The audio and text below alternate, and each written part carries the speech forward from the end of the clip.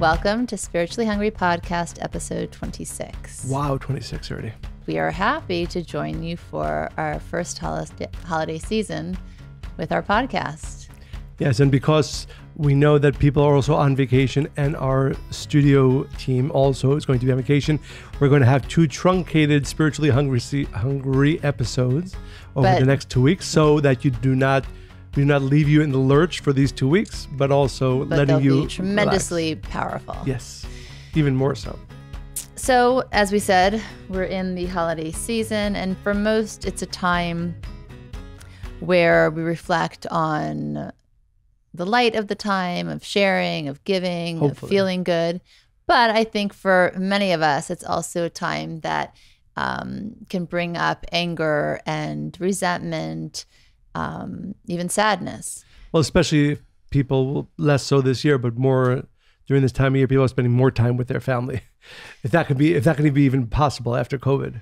Yes, but even if they're not with extended family, they're still with maybe True. perhaps the same family members. So again, they can feel frustrated, overwhelmed, different things can come up. So we want to give you some tools to help you not just get through the holiday season, but elevate and be inspired and transform and walk away with not just physical gifts, but more importantly, spiritual gifts. So I like this quote by mystic Ram Dass. He says, if you think you're enlightened, spend a week with your family. And, and as we said, family can bring up a lot of opportunities for us to grow, which means that we're often very triggered because family members, spouses, friendships, the relationships that are closest to us often are our mirrors. And ultimately, it is an opportunity for us to see things in ourselves, but we need to approach the season with this understanding. And I've just thought about some examples that we might experience. Maybe we have an uncle that's always vocalizing his hateful view of the world, or perhaps a parent whose passive aggressiveness seems to be getting less and less passive, or the sibling that judges every one of your life choices. Does it sound familiar? You're not going to answer. That's okay, Michael. I'm talking to our listeners. So I'm sure it sounds familiar to many because it is a universal issue. We all experience difficulty with family. And Kabbalistically, we explain why, that they are in our movie to show us the thing that we especially need to outgrow, perhaps. Right. I think there's two parts to it, which I think we're going to talk about. One is my own internal work, my own internal acceptance, if it's necessary. And on the other hand, sometimes difficult conversations, sometimes necessary conversations. We always have to be changing ourselves, but also if there's an opportunity, certainly in our close relationships, to bring about some sort of positive change, it's our responsibility as well. Right. So I was actually going to bring up how we can use this time to practice spiritual confrontation. Oh, interesting. I know many people don't like the word confrontation. I prefer actually communication. I think it just depends on how you deliver it and interestingly, by nature, you enjoy those conversations. By nature, I do not enjoy those conversations. Because I don't see them as confrontation. I see them as opportunities. I think it's very important to advocate for yourself. And I think it's also important to be able to ask questions from a place of curiosity and also speak from a place of authenticity. And so to be clear. For all of those reasons, I do like having difficult conversations. I think that they're necessary. And from what I have learned through life, they are the things that help me get to a new understanding, not only of myself, but of also the relationships I want to bring along with me. And sometimes they grow year. And sometimes they wane, and that's fine. Right. Either way. The ones I want to bring are the ones I want to leave behind. Absolutely. So we want to transmute the energy we spend outside of ourselves into an awareness that is directed inward. I think some questions we can ask in these situations are the following. When faced with the hard or painful family member or situation, how are you responding? Right? So this is what you just brought up to your point. There are times where you first have to look internally. Because by the way, unless you're also developing and growing yourself, you're not going to be in the right place to have those confrontations or conversations that are necessary. Absolutely. It can go absolutely the wrong way, even if in your mind you're doing the thing that you should be doing now because you've always held your tongue your whole life and now you're going to really speak your mind. I think that's a very important point because even having the right conversation in the wrong state of mind or in the wrong place or wrong time, you have to take into so many considerations, so many different factors. And also, if you're really eager, right, trigger happy, I have to have this conversation with this person right now, the truth is you better wait. not only how are you responding, but what are you doing? And more importantly, what are you saying? So the first tool or concept that I wanted to touch upon is this idea of Lashon Hara, evil speech. We've spoken about it before. I love talking about it. Because it happens all the time, unfortunately. It does. And I finally have... And just to be clear to our listeners, I'm sure many of them know, but we're talking about when a person speaks negatively about either somebody else or something else in front of a friend, right? Or about you to somebody else. It can also be even negative self-talk. I mean, it's all of the above, right? So it's seeing, speaking, judging somebody in an unfavorable way, and then spreading that information most often to other people. And I like speaking about it because I don't think people realize how dangerous it is. For themselves. And I don't think the people that are listening and maybe not participating in the conversation, they think, well, I didn't really say anything. I just stood there. But bottom line is, if you weren't standing there, the person wouldn't have said it in that moment, and certainly not to you, right? And like you always say, why did they feel comfortable to say it to you? Exactly. And I know that, I've been on the receiving end of that. I really go to great efforts and strides to not participate in that, but it is like a cancer. Once it starts to grow, it's like little seeds of doubt that's injected into somebody about somebody else, and from that space it grows, even again about the self. So my first tip is, in this holiday season, if you end up next to Aunt Marjorie or Sarah or whatever, and she starts complaining about the cousin or the one that wronged her, or that, even about you, how you came with not enough food, or you didn't bring the right thing, whatever it is, it's really an opportunity to take a step back and say, okay, why is this in my movie, and what are my options, and how do I want to respond? Right. Because like you said, every time we have a negative encounter, there's something for me to learn. But at the same time, we have a responsibility to see if maybe we can have a proactive conversation with our aunt or whoever it is to make sure that whatever ability I have to help them grow and change, I have that responsibility. I mean, it's not enough just to, again, not say anything or kind of turn a blind eye. I know that I've been more disappointed, not in the ones saying it, because I think I kind of expected the people that I've heard talk about me in the past. It was never a shock, really, because I've heard them maybe speak about other people. It was really obvious that maybe they were a gossip. And I believe that, as we spoke about last week, that people are pretty much capable of mostly anything.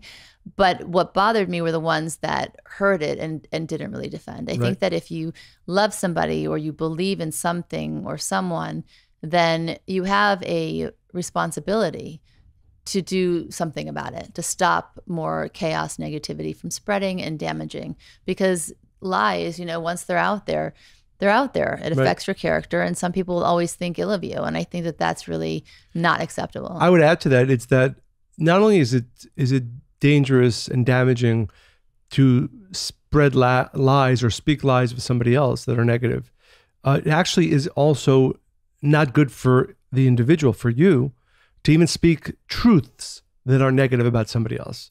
And the idea is that, and I think, and again, whether you're talking for yourself or you're sharing that differentiation. Yeah, it's very important. Think about it that way. Because, people say, well, it's a truth. No, actually, and this I think is the spiritual law. And why that do people need to know this truth? Exactly.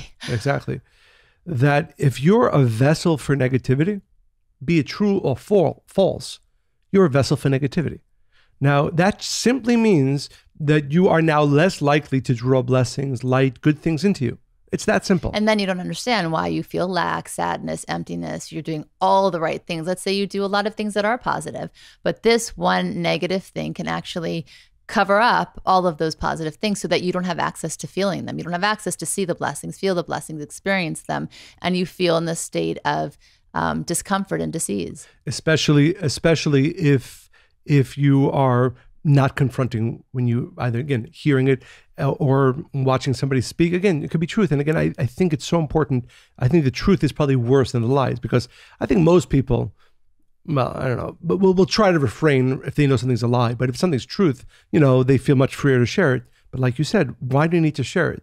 And most importantly, think about yourself. Do you really want to be a vessel of negativity? And also, is that what you want to see in somebody, right? Because what you look for is what you're going to find. Yeah. So if you want to constantly point out, look, they did this thing, or, so you're constantly training yourself just to see darkness or things in people that, they maybe are not even comfortable with. So I just think that's plain mean.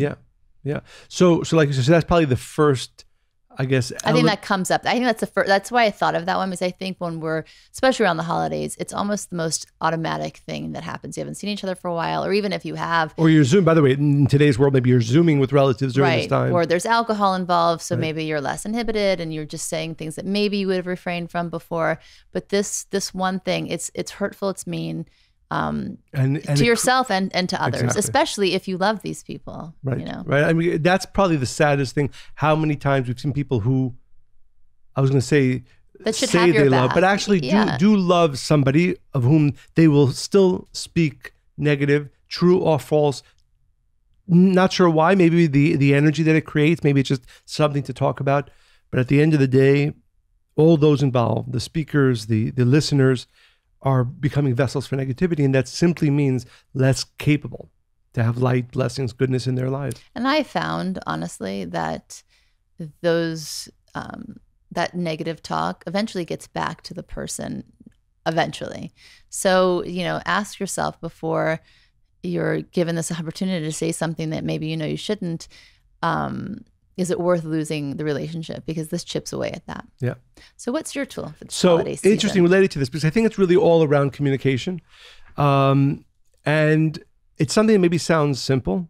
Having, experienced the physical loss of my mother this year, one of the things that Monica and I have spoken about between ourselves is have the opportunity to share with those who you love, with those who have given you any type of good benefit. It could be your parents, it could be your siblings, it could be your spouse. Share how important they are to you, and not just like, oh, I love you, and not just, but actually say, and like we've done a few times in this podcast, and I know I've done this in life, and I know you've done this in life. So, remember when I was, 20 years ago when I was this, and you were there, and they're great lessons after the fact, and you've shared many with your father, for instance, who now is not really capable to receive from you your appreciation and thanks. But so many of us still have so many people in our lives to whom we owe all kinds of debts and all kinds of appreciation and gratitude. But either, and I'm speaking for myself, sometimes you just feel, well, they know it. Why do I need to share it? Or it's something that's a little bit uncomfortable to talk about it. We withhold sometimes. I mean, if they upset us the day before, or the week before, or maybe they're going through their own struggle and maybe they're not as there for you as they once were, whatever it is, we often give ourselves excuses to behave in ways that, the ego will be a little bit happy. I'm not going to tell them, and they know I love them, but I'm not feeling as if they're deserving of hearing that right now in this moment for whatever reason. And I know that sounds harsh, but I think that is the case very often. That's interesting. Well, so I guess the second thing we're saying is make sure you use this time that you're a little bit less at work, maybe more with your family, or even Zooming with your family, to I really strongly take an evening, if it's just you and your siblings and your parents, or whatever that combination of family and or friends is, and just share your gratitude with each other about something that happened this year, but something that happened 30 years ago. Another one that I hear a lot is that the family member will say, oh, they're just too busy with their life right now. I don't really have a place, they don't have a place for me. So I'm just going to be, there's all kinds of tricks the ego does, and it creates more space and more separation. So yes, this holiday season, especially, it's been, a difficult year for many of us. Take the time to really say how you feel, to make sure they understand it, even own the things that maybe you wish you had said more of or done more of. You will never regret giving thanks and appreciation. Giving more. You will always regret not having done enough. Not having done, absolutely. Sure. Absolutely. And I think it's so important. Again, something that maybe for some people sounds, not so important. It's really important. It's important for you because voicing and sharing your appreciation actually connects you to light and connects you to goodness. As we spoke before, speaking negatively actually diminishes your own light. Speaking kindly and with appreciation to people who have given you so much, actually forget about any love and connection that it creates between you and your family or friends. It actually connects you to light. So I would strongly recommend for every single one of our listeners to take a night, to take an hour with a family, with your spouse, with your siblings, with your friends, and literally be sometimes we feel a little too vulnerable when we're saying, but I love vulnerability. Yes. But I've had so many times when I sort of question, should I share with this person, how much they mean to me, or should I share with this person? Yeah. I question myself whether, because, not everybody's sort of emotionally always open. But I say go Do you full think force. it's really true that people aren't emotionally open I think to so. I found receiving love and, absolutely. and sentiments of love? I don't know about a lot of people. I've had the situation where I could tell that the person was uncomfortable. It didn't stop me at all. I was very happy that I shared. Were you happy drunk, or what? How much No, love were you no, giving? no. Because you don't do. I mean, I think you overwhelmingly show love to me, but I don't see you like running around. No, but I'll share with people, that I care for, that I love. Well, certainly with our family, I don't feel, I have no restrictions there. But with friends, and every once in a while you sense that, they're a little bit uncomfortable, just because, not because they're not happy you said it, but it's not their vocabulary usually. But my point is that nobody ever takes it the wrong way. Nobody ever takes it the wrong way. So, but like I said, I've had, unfortunately or fortunately, however you view it, many conversations with people who've lost a significant and they person just in their wish lives. they had one more time. And I bring this conversation up. I say, what did you take the time, right? And often the answer is no. And often, I just wish they knew that, and I wish they knew that, and I wish they knew that how I saw them. And I was just recently talking to a friend who had lost one of his parents, and he was saying, my father never knew how much appreciation I had for them. Again, this is a longer story to tell, but it's so important. It's so important for you. It's important for them. My family is big on birthday cards and any, big milestone occasion, happy occasions.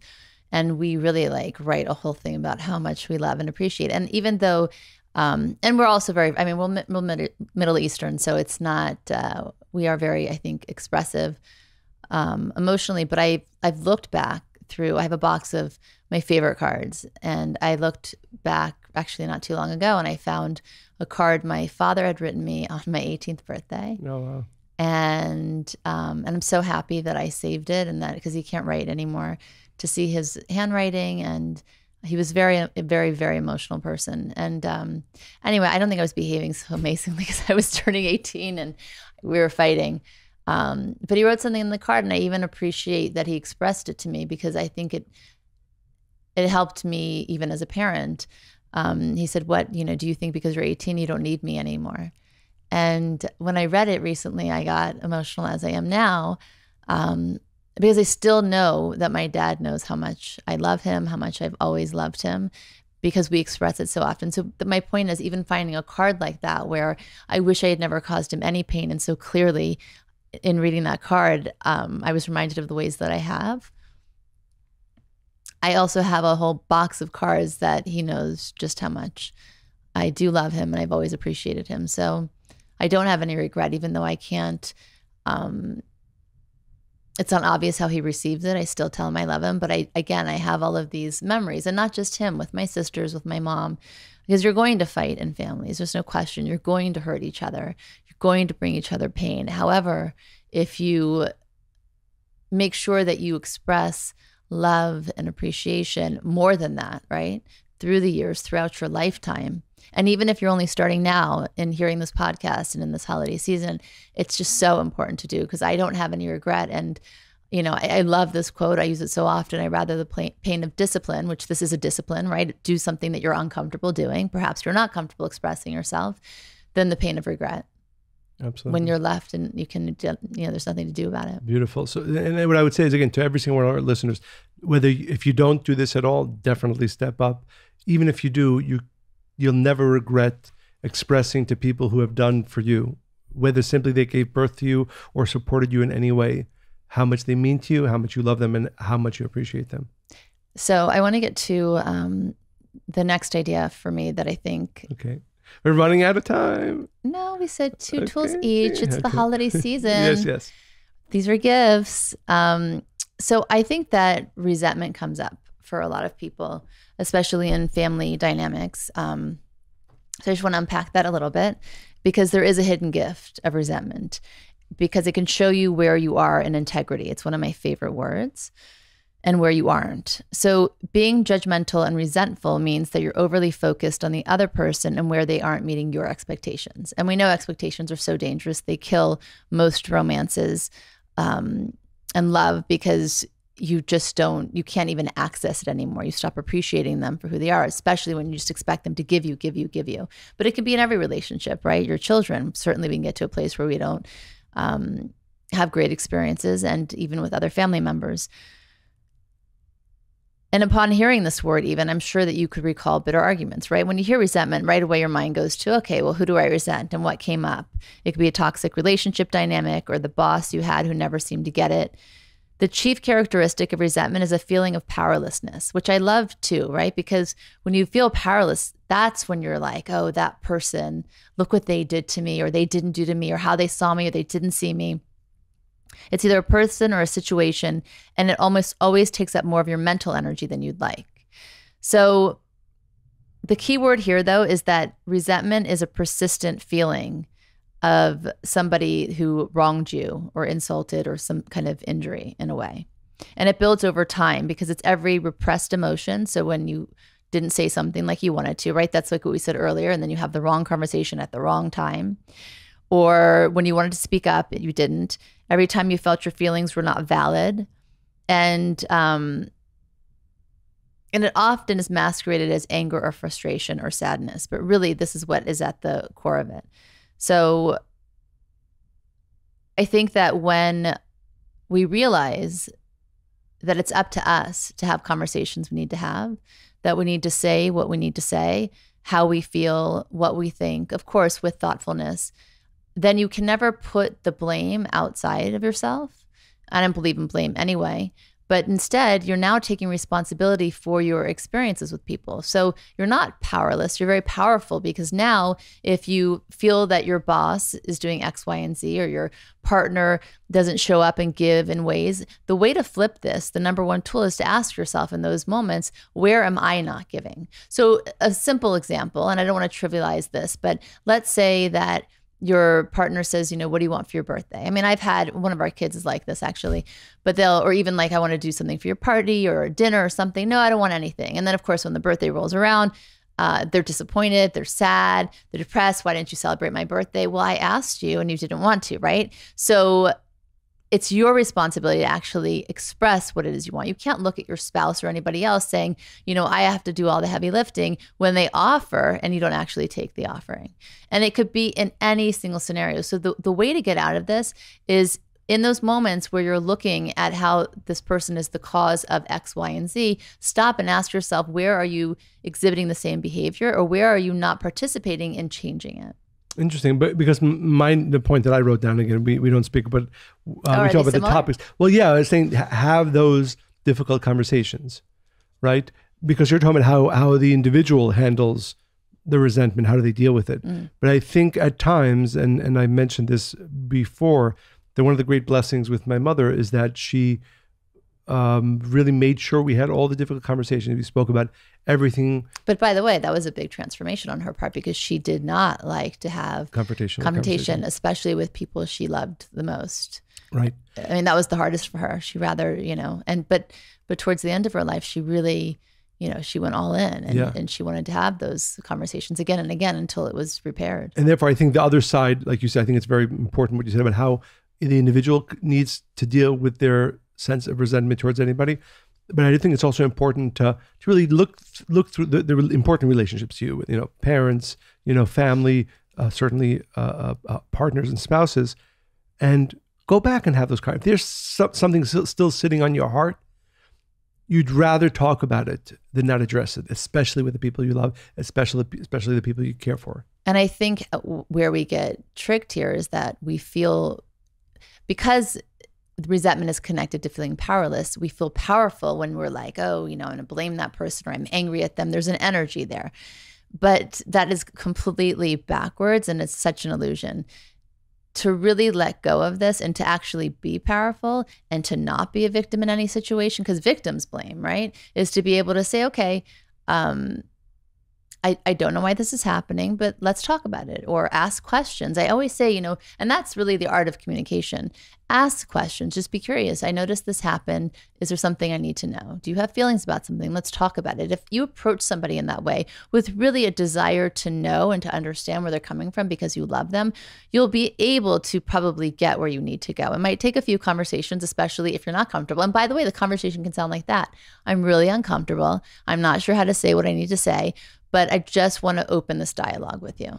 Absolutely. And like you said, I think it's, you're talking about things that are happening now. You could also say, when I was a kid, this happened and this is how you dealt with it. Made me, whatever the situation is, 10 years ago, this happened. And all I can say, and again, you have to do it from a thoughtful place. You have to do it from a place of not being reactive or angry, because the chances of a conversation really developing in a positive way are limited in those situations. But I can tell you from experience that you will be very appreciative of having gone back, repaired, spoken about things. Sometimes you might still disagree about something that happened 5 to 10 years ago, but having spoken about it, it definitely makes it less weighty on you. So again, integrity looks like taking responsibility for everything you say, you feel, and you do, right? So, and it's a real commitment actually to make yourself to speak up and to share what it is that you feel. So when you notice your feelings of resentment arising, these are a few things you can ask yourself that I think will help you get there very quickly. The first is, are you honoring and communicating your feelings, right? So now we're back into the space of you, and therefore there's no blame to be had anywhere else. You need to acknowledge the true feelings, right? If you feel scared, angry, sad, the key is to have a proactive conversation about it. So that was the first thing. The second is, are you taking responsibility for your part in the conflict, right? Like I said earlier with the birthday. If there's an argument about anything and you have these expectations that you probably never verbalized or expressed, are you now able to look at yourself and say, okay, well, when this came up, I probably could have done it this way, and maybe the outcome would have been different. And the third, which I think is really powerful, is where can you offer forgiveness? So when we're hurt, it's easy to see things in black and white. And of course, when we're in that space of hurt or pain, we never see it that way. We think we see the whole picture, and I see everything, and I'm right, and I'm justified in my feelings. And if we could realize that the other person rarely, if ever, meant to hurt us. And if they did, they probably came from some space of lack that they're in that we're not privy to, right? So the point here is that to be able to offer forgiveness, you need to bring in some kind of empathy. What might they be going through? What could be another narrative? What is the benefit of the doubt, right? Again, where is your part? Because the whole way to get past resentment is to find your integrity, which is to own all of you and how you express that into the world. Yeah, beautiful, beautiful. I think these are 3 very important. 1, 2, 3. 1, 2, 3. 3 ways for hopefully all of our our listeners to make sure that this time of year, we know, spiritually, every situation has a purpose, and it's not just, and it's great to be relaxing during this holiday season and to just enjoy our family and friends. Beautiful, but also there's an opportunity for spiritual growth.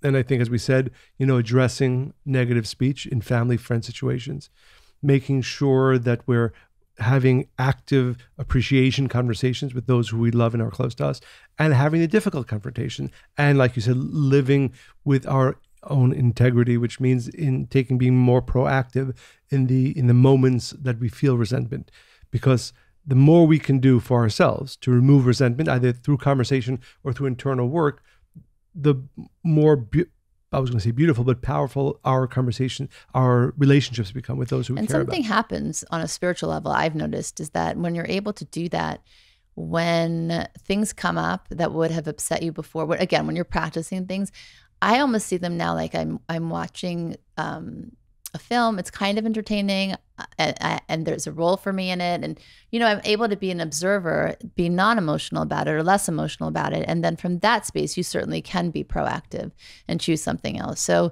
I don't know. I always get a little smile, even in the dramas, Yeah. Because that's what it is after all. It's one big movie. Happy holidays. And enjoy this very important time with family and friends. And use it well. Yes. Don't forget to keep going to Apple Podcasts, Spotify, wherever you can rate and share this podcast so that more and more people can access this podcast. Keep sending in your stories, questions, and everything to Monica and Michael at Kabbalah.com. We will try to share as many stories, answer as many questions throughout the rest of the podcast. And let's all make this unique, special time one that is more filled with light, appreciation, and love than we had before. Bye.